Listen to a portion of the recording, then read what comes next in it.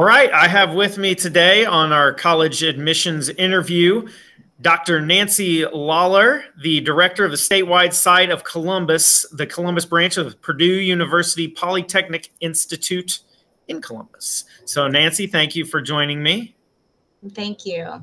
All right, so just tell us a little bit about Purdue University Polytechnic Institute, where you're located. I believe there are some throughout the state, if I am correct in that, enrollment and why someone should choose to attend. Yeah, absolutely. So Purdue Polytechnic is one of 10 colleges at Purdue University in West Lafayette, Indiana. And so we offer degrees in wide ranges of disciplines. And so the Polytechnic faculty and staff really encourage innovation, collaboration, creativity, and among diverse interdisciplinary groups in a persistent pursuit to really bring big ideas and novel approaches. And so the Columbus campus is one of 9 locations across the state. And so we have locations all the way up in South Bend, all the way down to New Albany. And we are located in the Advanced Manufacturing Center of Excellence on the Airport campus here in Columbus. And so the institution as a whole has about 5,500 students, but at our site, we roughly have just over 100 at our location. And so what makes us that really great is that small, intimate, cohesive classes that we're able to provide to our students. And, if you have always had a knack for knowing how technology makes things work, move, fly, animate, network, Purdue Polytechnic will really show you how to combine problem-solving skills with your love of technology so that you can have a career that you love and ultimately make the world a better place. And so if you're that kind of student, you would thrive here within Purdue Polytechnic. Great. Yeah. I know. I mean, just with so many campuses, then you can offer so many different things too. So that's fantastic. Now, what do you look for in a potential student? So in a potential student, or at least, high school graduates, it's really important to be able to meet or exceed these high school expectations that I'm about to talk about. So math, you should have at least 8 semesters of it. When you come here, understand that you're going to be coming into pre-calculus. And so if you've took calculus in high school, you're going to be good to go. English, need 8 semesters of that, as well as a lab science. And that's really important for our engineering applicants. And then also social studies, the 6 semesters. And it's not required, but highly recommended, at least 4 semesters of a world language. And then as far as like the math, so you would recommend that students have taken pre-calc here in high school? Yes, because that gives you the kind of that foundation. Because if not, you might get behind in your academic career here just because you're not ready to take that math class or that calculus class. And then some of our engineering classes or computer information classes require that math as a prereq because of the different applications, the different types of equations that you're going to be performing in there. So it's very important to move forward in kind of a higher level math if possible. Gotcha. And then as far as like grade point average, and are you test optional, or what's the SAT and ACT standard for you guys? So we accept the SAT and ACT scores and have no preference on really which is taken. We just recommend that one of them is at least taken.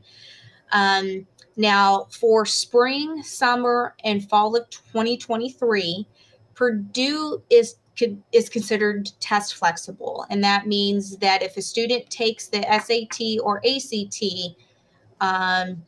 or don't, it's not going to hinder their application, because it's recognized that possible cancellations, postponements because of national standardized tests due to the pandemic restrictions may be impacting students' applications. But with that in mind, as we move forward and review any applications from a student who's unable to take that standardized test. But looking forward in 2024, Purdue will return to requiring SAT and ACT test scores for admissions consideration. Okay. Yeah, I think it seems like a lot of schools are going back to that where it is being required. So seems about right. And then as far as like the majors of the schools that you offer, what are some of the ones that you offer that are the bigger ones or more popular ones? And are any of the majors, are there different requirements to get into certain majors as opposed to just getting into Purdue Polytech right off the bat? So all the admissions requirements are the same for all our majors. You're going to take the same math, the same English, and so that really kind of helps create a cohort of students to be able to kind of move through that freshman, sophomore, junior year. But we offer 5 main programs on our campus, and that's computer information technology, electrical engineering technology with concentrations in mechatronics, robotics, and technology integration, industrial engineering technology, and then last but not least, mechanical engineering technology. Now, one important thing to kind of note is with the technology piece, that really means that students are getting real world hands-on experience. And a kind of a way to differentiate between Purdue Polytechnic and Purdue University in West Lafayette is that Purdue West Lafayette is more of research based. So if you go for mechanical engineering, you're going to get a lot more math, a lot more theory and methodology. Purdue Polytechnic, however, you're getting that hands-on experience. There is less math, but the math is utilized within the actual classes. So it's not, having to use differential equations to be able to just within a math class. You're going to be learning that within the core classes itself. And so if you want to take action, find solutions, then kind of going more towards a technology degree would better suit students. But if you want to do research, that Purdue West Lafayette. So that's kind of the difference between Purdue and then Purdue Polytechnic. Yeah, I've spoken, my wife's uncle is an engineer, mechanical engineer. And then I have a friend who's a mechanical engineer. And so her uncle has his mechanical engineer technology degree. And my friend does too. And he actually got his at Purdue West Lafayette campus. Yeah. But they both, they said it's a lot more hands-on, the technical or the technology degree as opposed to just straight mechanical engineering. So I think like they're actual engineers. It's the same kind of pretty much the same position. It's just more of hands-on, and they both said less math. Yeah, absolutely. And so a great thing is that we partner with local industries. And so they actually will come to us and be like, hey, I have this problem. Can you help me find a solution?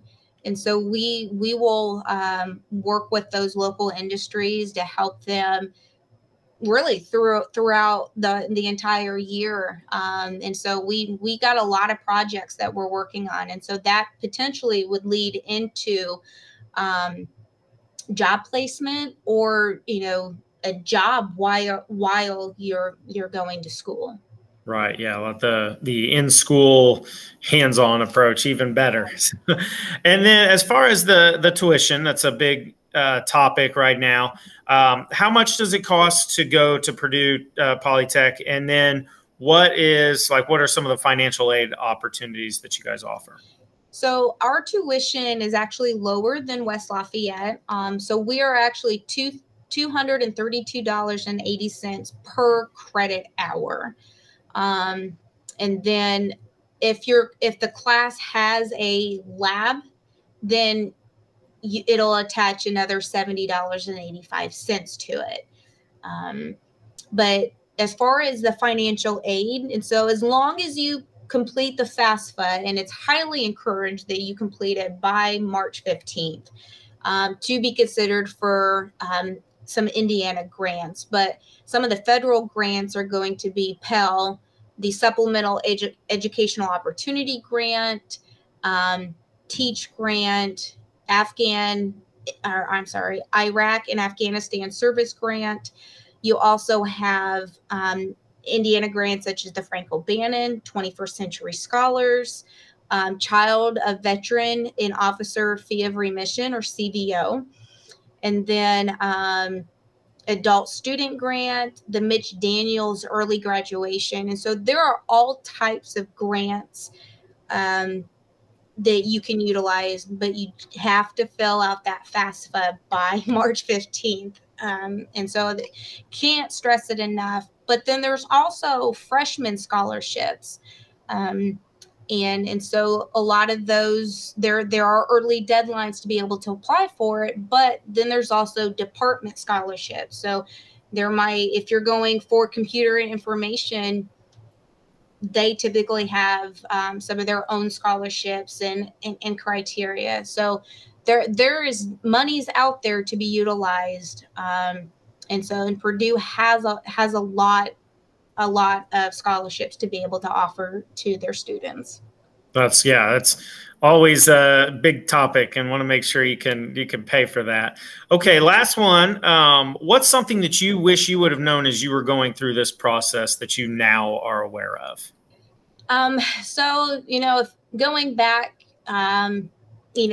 my days as a student would most likely be time management, being able to really plan your day out. Because as of right now, you're approximately in school 6 to 8 hours a day.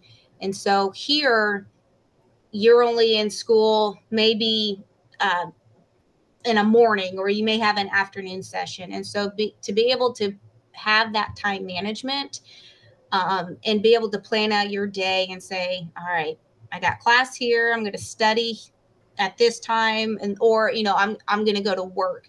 Because if not, that's when you start falling behind in class, and then ends up to the point where you may end up failing the semester just because everything wasn't planned out throughout the day. Right. Yeah. It's always easy to lose track of time, especially when you're 18, 19 years old too. It is when you're our age, but even more so when you're. Yeah. Well, thank you so much for doing this. I really appreciate it, learning all about Purdue Polytech and the Columbus branch that's close to us. So we hope to send a lot of students down your way, but thank you so much for your time. Once again, Nancy Lawler, Director of the statewide site of Columbus, Purdue University Polytechnic Institute.